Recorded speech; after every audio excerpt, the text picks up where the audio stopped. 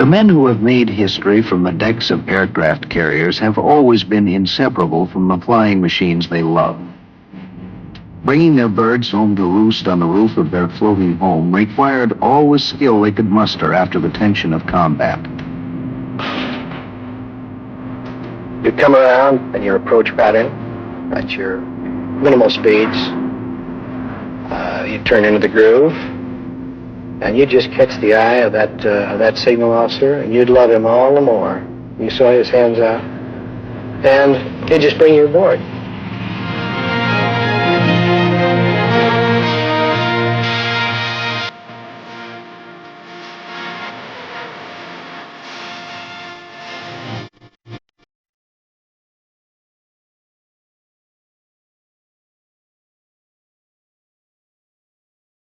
After the Battle of the Coral Sea in May 1942, the first naval air battle, there was Midway in June, the engagement that turned the tide against the Japanese forces. Midway, where aircraft carriers and the planes they launched proved again the strategic value of the Navy's ungainly floating airfields. To protect themselves, the carriers covered their sky with fighter combat air patrols.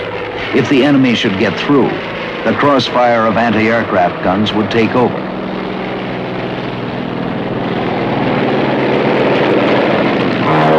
In that deadly airspace over the Japanese fleet, what was it like to push over a dive bomber at 2 miles up and go whistling down to a gun-filled deck? You were keyed up, of course, and you were apprehensive of what was taking place. But due to the fact that we'd had many training missions, we were real seasoned. So I think the only thing that you had was the apprehension of whether you're going to make that bomb hit on that deck or not. But you were kind of thinking of that only, nothing else. There was nothing else in your thoughts. You were just doing the job that you're trained to do, and that was it. Bob Ryder, radio man and gunner, tells how it looked from the rear seat. Radio would normally call out the altitude to the pilot as he's coming down, 9,000, 8,000, 7,000. And at 2,000 feet, you'd holler drop. But then we'd level the plane out. At this point, you were beginning to look out for this heavy flak. And you could see this pattern of explosions behind you, and you could hear this old bulldog-type sound going woof, woof, woof. You'd tell the pilot to pull it up, and this woof, woof sound would go underneath it. For the fighter pilots, even though they worked in teams, it was still, in the end, one man alone in his plane.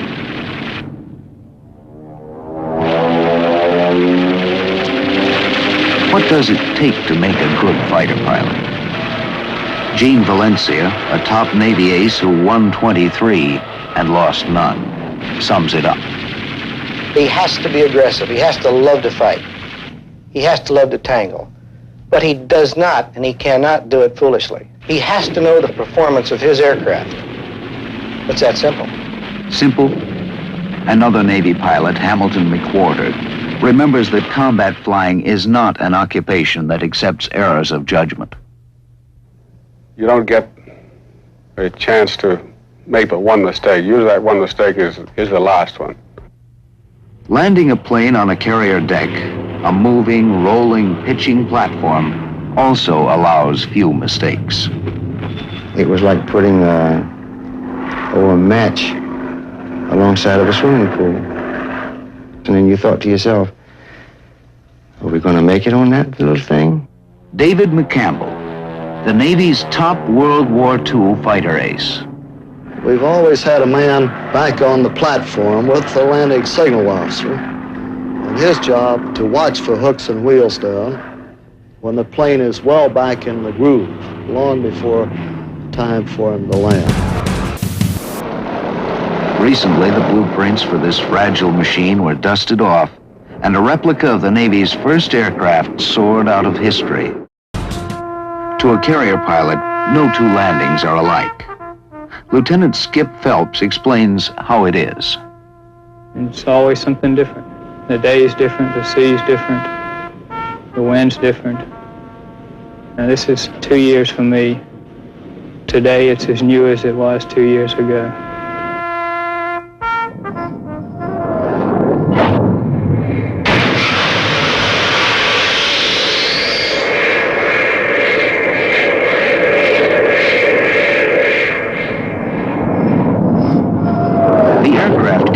as a capital ship of many of the world's navies, has a birthright extending back to the Wright brothers. Not a sleek greyhound of the sea, not a mighty battle wagon. She is a composite, a floating airfield, a battle command center, a city of men, 3,500 hard-working men. The carriers took shape by trial and error, by the changing necessities of their age. Their development was always wedded to the refinements in the design of the aircraft that flew on and off their flat-top decks. This was a marriage of convenience, unsure at first, but a marriage that has grown in importance. Today, their 20th century machinery demands crews that include highly trained technicians, engineers, electronic specialists. The floating airstrips of World War II have doubled in size to become airports, like the USS John F. Kennedy and the nuclear-powered Enterprise and Nimitz, with flight decks covering 4.5 acres. This mobile air base, the Kennedy, can steam to any trouble spot at 600 nautical miles a day. Her airplanes can go to 85% of the world's surface. The Kennedy is free to roam where it chooses.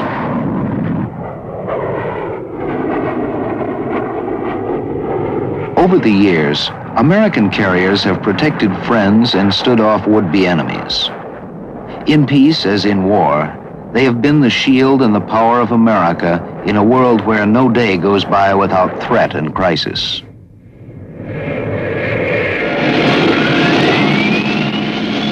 A ship is nothing by itself but steel and machinery.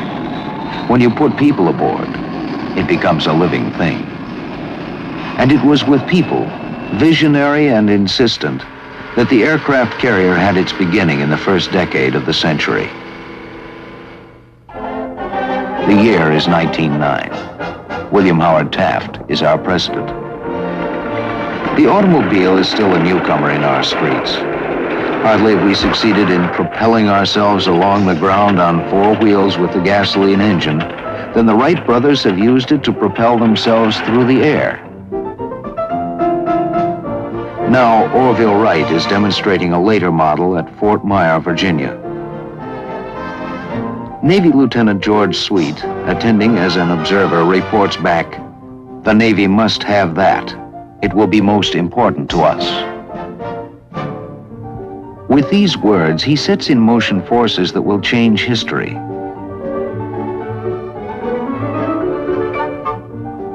The Navy's first experiments with the flying machine are directed toward a design that will land and take off from the water. Recently, the blueprints for this fragile machine were dusted off, and a replica of the Navy's first aircraft soared out of history. But soon the question is raised, might an airplane be of greater use to the Navy if it could be flown to and from the deck of a ship?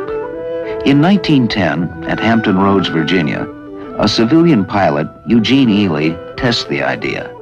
He takes off in a 50-horsepower Curtiss plane from a wooden platform built over the bow of a cruiser and lands safely ashore. But could a plane return to a ship and land safely on it? 2 months later, in San Francisco Bay, Ely takes off from shore and lands on a platform rigged over the afterdeck of the cruiser Pennsylvania. Now an airplane has both taken off from and landed aboard a warship at sea. The implication for the Navy is revolutionary.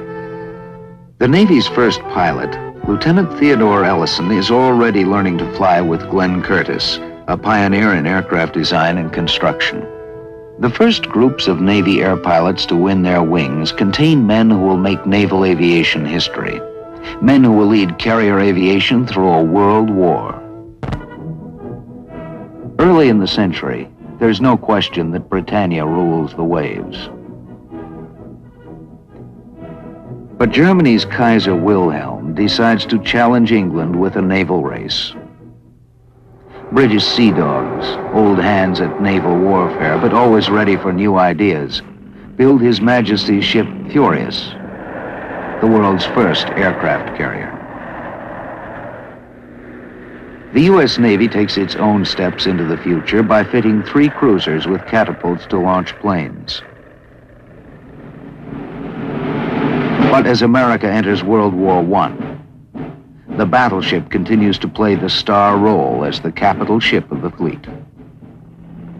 From shore bases on both sides of the Atlantic, Navy planes are the airborne eyes of the fleet, scouting for German submarines.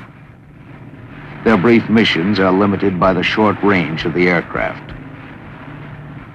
Admiral William Sims, the commander of naval forces in Europe during World War I, tells a congressional committee, "The fast carrier is the ship of the future." This same vision of the importance of aircraft at sea has struck a young Japanese naval attaché in Washington, Isoroku Yamamoto. In his words, "The fiercest serpent can be overcome by a swarm of ants." Yamamoto, as a fleet admiral in World War II, will see the truth of this adage work triumphantly for him and disastrously against him. In the same year, Congress authorizes the conversion of the coal ship Jupiter to become a prototype aircraft carrier. In 1919, a flying boat with a far longer range is completed, the NC boat, N for Navy, C for Curtiss. Designed for mid-ocean sub-patrolling, the NC comes too late to help in World War I. It makes another kind of history. Leaving Rockaway, New York, the NC-4 reaches Lisbon, Portugal, stretching the range of aircraft to the width of the Atlantic. But this first crossing of the ocean by a Navy flying boat will become a footnote in aviation history when it is eclipsed by later landmark flights. In 1921, while the Jupiter is still being rebuilt, the Navy undertakes a series of aerial bombing tests using captured German ships as targets. Under the command of Brigadier General Billy Mitchell, Army aircraft sink the battleship Ostfriesland. Our newspapers spread the word. Airplanes have made surface navies obsolete. The Navy quietly reminds us that the Ostfriesland was merely a sitting duck, unable to make evasive movements and unprotected by either its own guns or fighter planes. In 1922, the conversion of the Jupiter is finished. She is commissioned as our first carrier, the USS Langley. At once, she's nicknamed the Covered Wagon. She is fitted with arresting wires across the landing area to catch hooks mounted between the wheels of her airplanes. The planes have no brakes, and shoulder straps are yet to become standard cockpit equipment.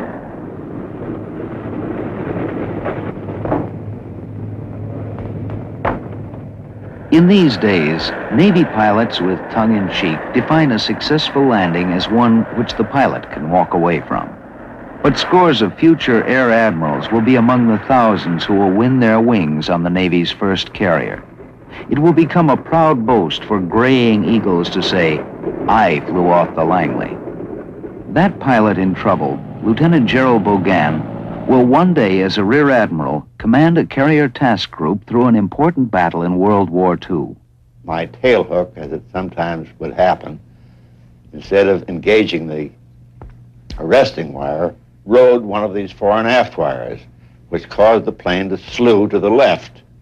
There were several people, including Commodore Reeves, standing in the gallery near the two smokestacks on the port side, and I was afraid that my propeller would chew them up. So against all regulations, I gave her full throttle, and I did a very beautiful wing over the port side and into the drink. I was picked up by the plane guard. Retired Rear Admiral Leslie Garys was another Langley eaglet. The qualification consisted of 3 successful landings and takeoffs. And once you'd made 3 of them, you were a carrier pilot. And of course, we built this thing up. Those of us who were carrier pilots, we affected to look down our nose at all other aviators because we were Langley pilots.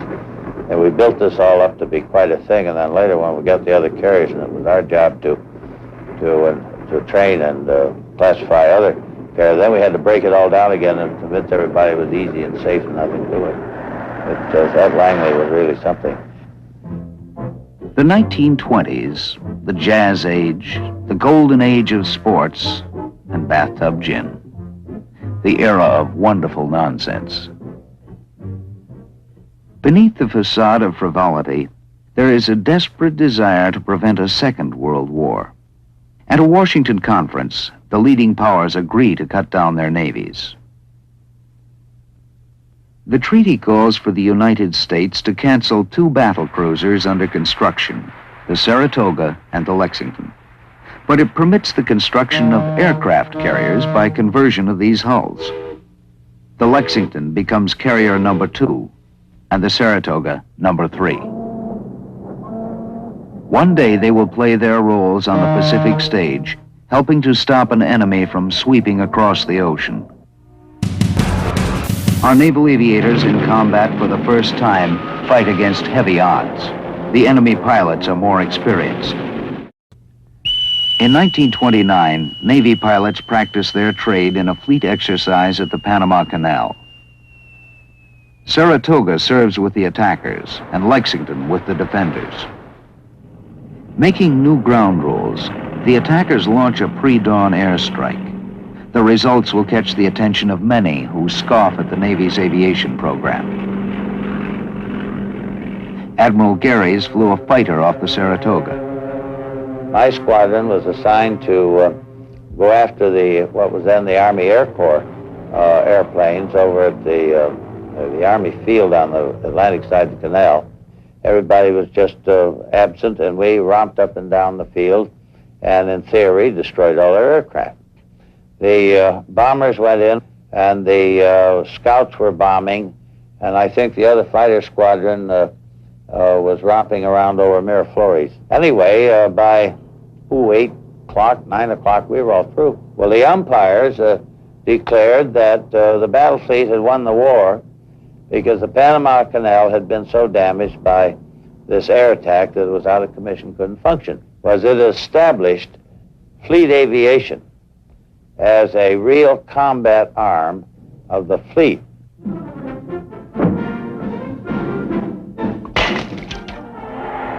In the years that follow, we add 5 more broad-shouldered heavyweights to the carrier force: Enterprise, Hornet, Wasp, Yorktown, and Ranger. Proud names that reflect the heritage of the nation. Across the Pacific, a nation watches us and also builds carriers. As a Japanese air admiral will one day disclose, our principal teacher in respect to emphasizing aircraft carriers was the United States Navy. We were doing our utmost all the time to catch up with the United States. In 1938, in another exercise, Navy pilots are launched from their carrier at dawn. Arriving unopposed, their theoretical attack is a great success. By the rules of the game, an American island fortress has been destroyed. Once more, air power from the sea proves its worth. The island base, Pearl Harbor. This time we had the Saratoga and the Lexington, both in our side. And the idea was that we were going in and wreck the Navy Yard and attack and bomb and torpedo and sink any ships we could find there. In the meantime, the fighters would immobilize and pin down any Air Force fighters we found. 3 years later, the Japanese did it practically the same way.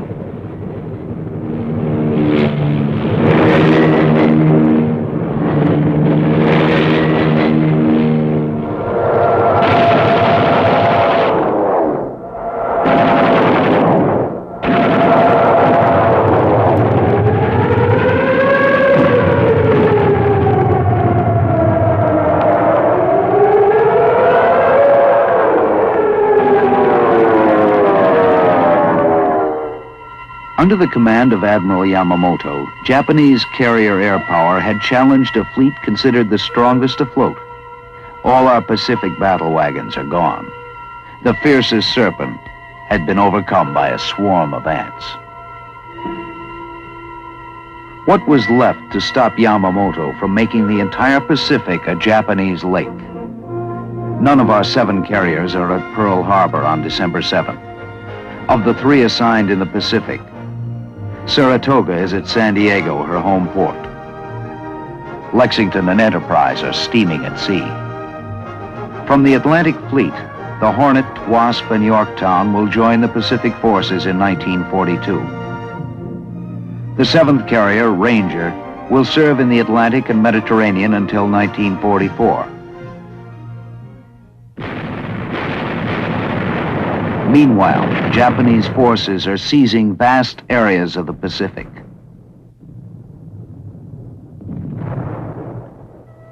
To let the enemy know we are still fighting, Vice Admiral Bull Halsey, commander of what's left of our Pacific Fleet, sends his carriers on hit-and-run raids against the enemy shore bases.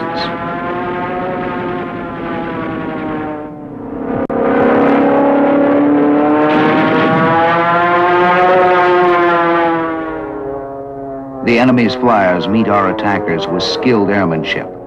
Our naval aviators in combat for the first time fight against heavy odds.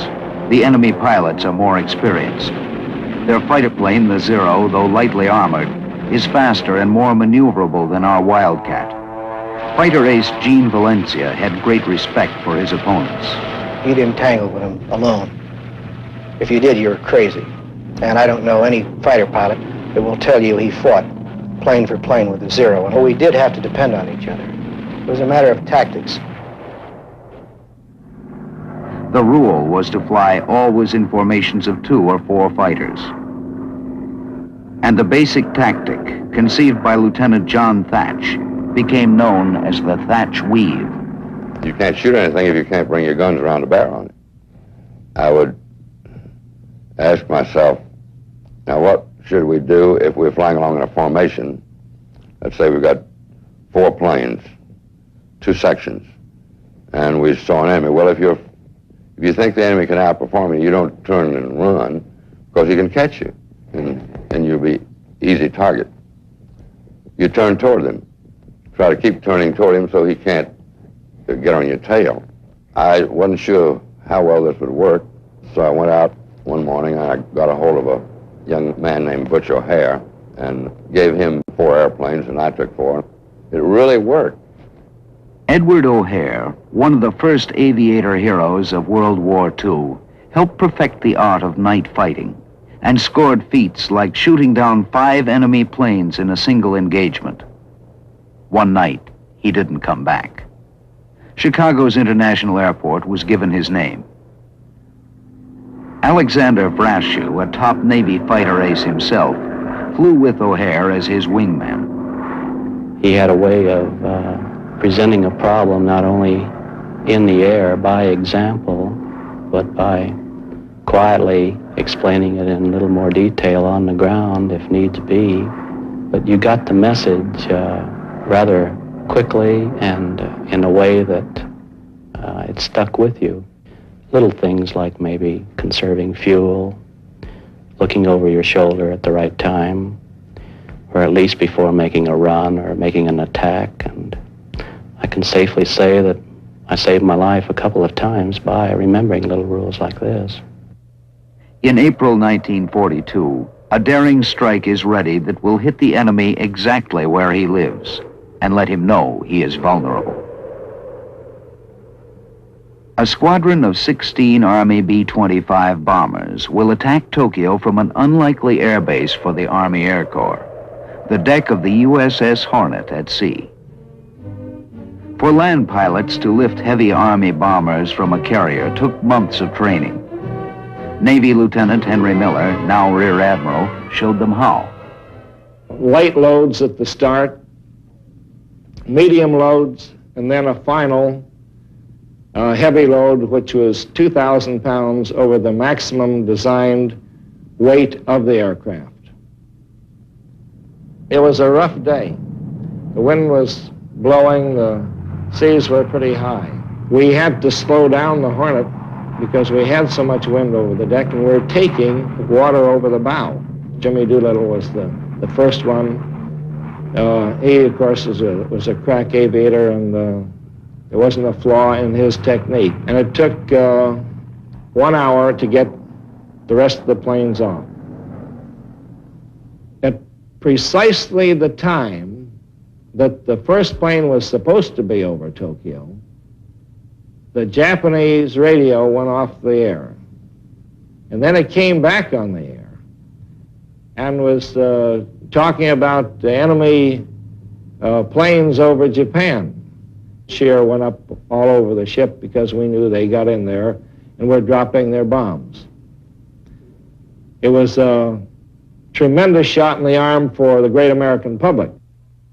3 weeks later, the Yorktown and Lexington, in a far corner of the Pacific north of Australia, steamed toward an enemy fleet. Facing them was the test for which the Navy had been training for 20 years.